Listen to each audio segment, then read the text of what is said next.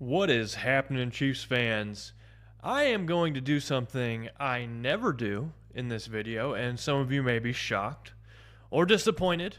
But before we get to that, I want to talk about this hellacious schedule the Chiefs are about to partake in, thanks to the ever wonderful NFL schedule makers, giving the Chiefs 3 games over the course of 11 days.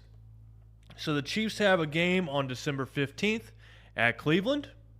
6 days later, they have a home game on Saturday at noon versus the Houston Texans. And then in 4 days, they go play a Wednesday game on Christmas Day at noon in Pittsburgh. So the schedule makers are doing no favors for the Chiefs over their next 3 games, and this is crunch time for the season, in my opinion. There's 4 games left in the season, and how things go over this 3-game stretch will have huge implications on how the playoffs shake out. So you might be asking yourself, what the heck? Why did the NFL do this? This seems totally unfair.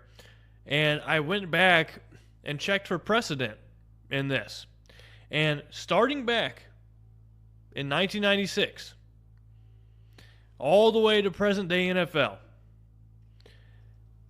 before the 2024 season, there were 10 times where an NFL team played 3 games over the course of 11 days. That happened 10 times. In 2024 alone, there are 10 teams who will play 3 games in 11 days. Prior to this season, it had rarely been done. This season, it's happening 10 times. What's going on? So apparently, the NFL has made the decision to not care about player safety and focus more on revenue. That's what this is 100% about. This is not about, some issues with the schedule. This is totally avoidable, and it's avoidable because the Chiefs have and the NFL have avoided doing this for such a long time. So while the NFL tells us they are concerned with player safety, their actions tell us they're concerned more about generating revenue, having more eyes on the TV, more games played through a broader period of time so that more people can watch. And in life, I am of the belief that you should look at what people do and not what people say. The NFL's actions have shown that they are not that concerned with player safety. They're more concerned with generating revenue. So if you have someone in your life who says one thing but does another, actions do speak louder than words, and people will tell you who they are through their actions. So do not believe what someone says unless it's backed up by a preponderance of action that gives you some evidence that, yes, maybe they will do what they say they will do. Otherwise, if you're just getting to know someone, actions are so important. You can learn so much about people or organizations or anything just based on what they do. So observing what the Chiefs or what the NFL is doing this season, they don't give a rat's behind about player safety. They just want to generate revenue. But in these games or these periods of stretches of time where teams played 3 games over the course of 11 days, what happened to those teams? Did it end up hurting them? Did it end up helping them? Did it change their winning and losing percentages? Did they get better? Did they get worse? I went through these teams that have gone through this 3-game in 11-day scenario, and I kind of kept track of whether or not they won or lost these games. So the teams that have played 3 games in 11 days span from 1996, the Cowboys are the first team, weeks 12 to 14, all the way to the Seahawks this year, who played 3 games in 11 days through weeks 4 through 6. And actually, the Cowboys are the most recent team. They played 3 games in 11 days through weeks 11 through 13. Over the course of the NFL prior to the season, most of these games had been because of Thanksgiving or a Thursday night game, a Monday night game, followed by a Sunday game, followed by a Thursday night game. I believe the NFL's desire to have more games on Christmas and Thanksgiving is part of why we've seen an uptick in these in 2024. But these teams, these 14 teams who have played 3 games in 11 days so far, 9 out of 14 of these teams overperformed in these 3-game stretches. They won more often than they did throughout the rest of the regular season. So if you're going to say that this 3-game period for the Chiefs is going to be a bad thing for their winning percentage, through this data that I have, no, that's not the case. It shows that teams actually in these 3-game stretches overperform their win-loss percentage over 50% of the time. So 9 out of these 14 teams, 64% of them did better in their 3-game stretch where they played 3 games in 11 days. However, there's a caveat to this. Only one of these 14 teams won all 3 of these games. So that's what the Chiefs would have to do to overperform their win percentage. They would have to win all 3. And the only team to do that were the 2011 Packers. If you remember, that was the team that went 15-1, and their only loss was to the Romeo Crennel coached Chiefs, who was coaching in an interim fashion, and they beat Aaron Rodgers. I think it was a score of 19-14. They held a dominant Packers offense unexpectedly to 14 points, and the Chiefs won that game. And it actually gave Romeo Crennel another opportunity to be a head coach in the NFL the following season in 2012.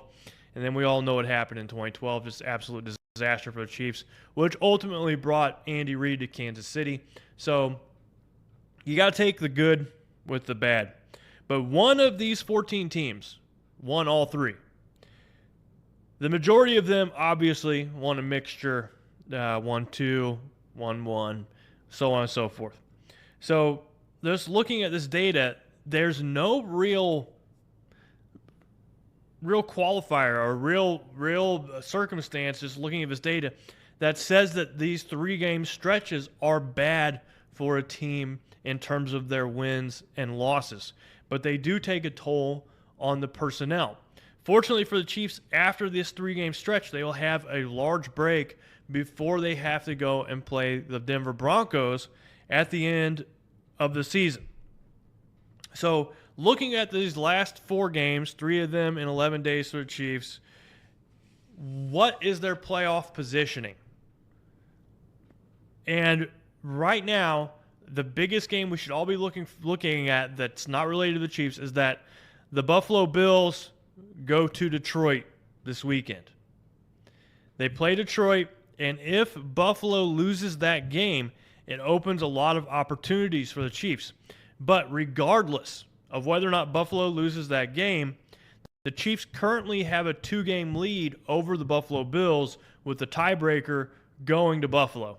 So ultimately, you could kind of call that a 1.5-game lead if you want to. But whatever you want to call it, the Chiefs currently have a 2-game lead.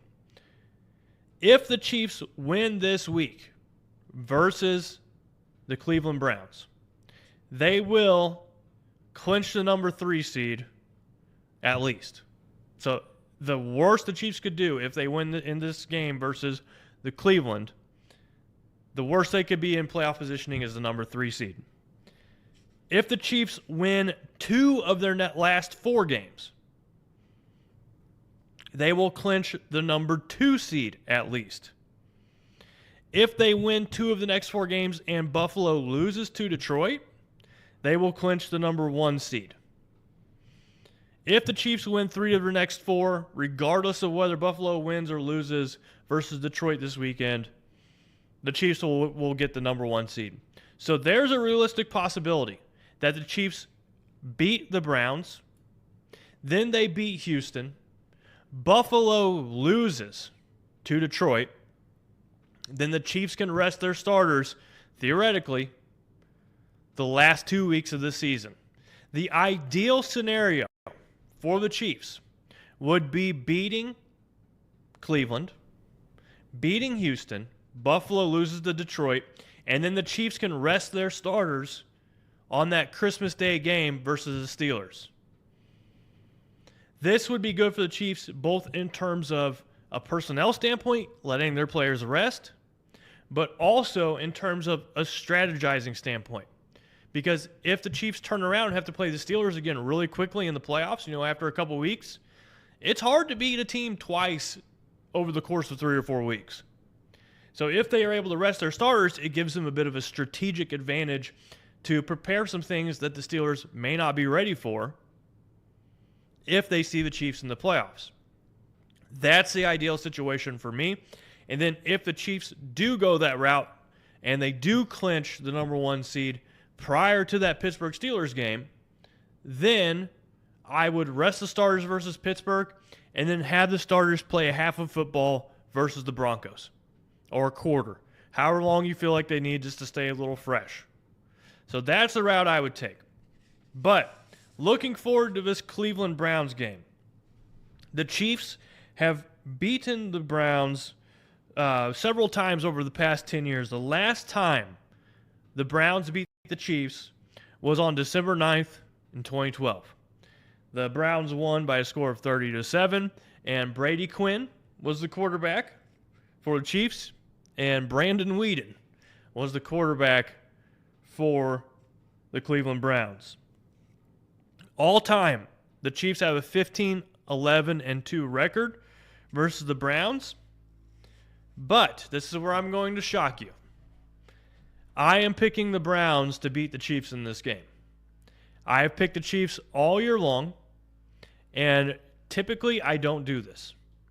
This is a bad bet, but I am picking the Browns because I feel that Jameis Winston has the potential to play a good game.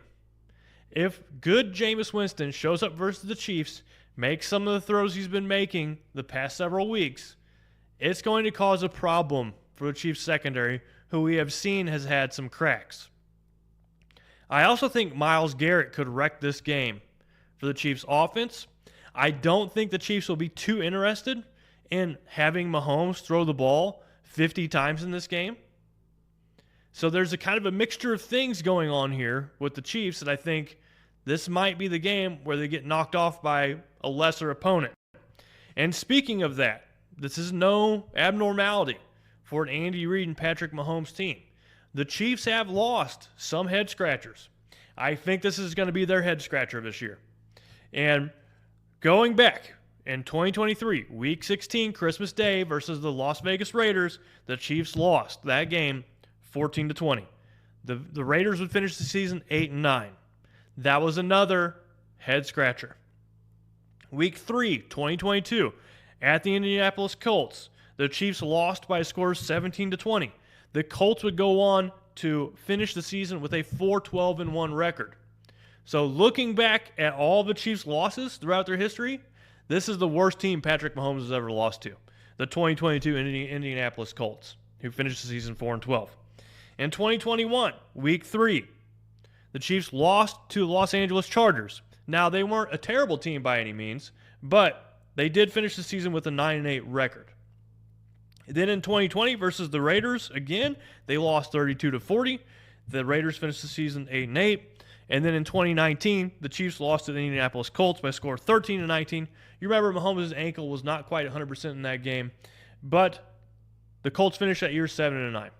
So go ahead and kill me in the comments. Now is your time to roast me. I am picking the Browns to win this game by a score of 27-23. I think that this is going to be a weird game, the unusual loss for the Chiefs, and then they'll bounce back and beat the Texans next week. So let me know down in the comments if you think I'm an idiot. Give it to me, as you know, be as mean as you possibly want to. I'll be fine. But also, since you made it this far in the video, you heard my shocking prediction.